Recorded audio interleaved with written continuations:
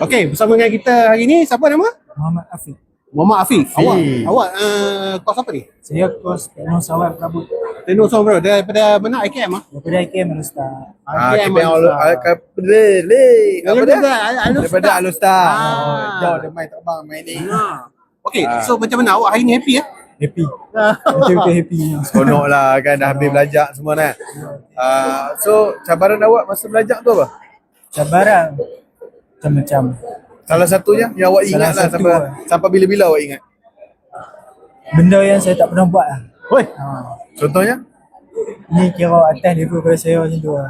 Oh, kira itulah cabaran paling besar awak belajar sama belajar tu lah. tapi kalau siapa yang tak tahu sebenarnya Afiq ni dia ada masalah penglihatan sikit kan? Betul? Sebelah. Masalah mana? Sebelah kanan. Sebelah kanan? Masalah tu masalah je lah. Ya. Tapi dah biasa lah, dia kecil. Oh dia kecil. Dia kecil. Dan tak menghalang lah untuk terus belajar dan terus maju. Sikit pun. Sikit pun dah. Itu adalah semangat Afiq untuk terus belajar walaupun ada masalah penglihatan di sebelah kanan. Betul. Sebelah kanan. So adik-adik kat luar sana jangan letakkan satu masalah yang besar untuk menjadi sampai bila-bila. Tanya kepada adik Afiq. Afiq, lepas ni nak sambung belajar ke bekerja ke macam mana?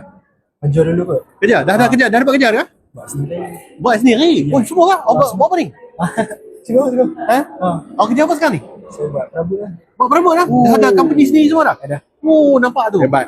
Tengok, baru grad dah ada dah. Belum grade lagi dah Belum ada dah. belum grad lagi dah ada dah. Apa perancangan selepas ini? Ya, jadi kita ucapkan tahniah kepada Afiq kerana berjaya menamatkan pengajian. InsyaAllah kita doakan sahabat maju jaya dalam company dia sendiri tau. Amin. InsyaAllah. Kami doakan semoga terus cemerlang, gemilang dan terbilang. Yeah. So, Okay, ada lagi satu harap. Ha. Janganlah hampa tu rasa macam mana. Hampa yang fikir hampa tak boleh buat lah.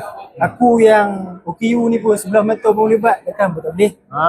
dengar tu. Itu adalah kata-kata semangat kepada mereka di luar sana. Semangat tau. Okay, kita ucapkan tahniah kepada Afiq. Macam Alright. Tanya Afiq.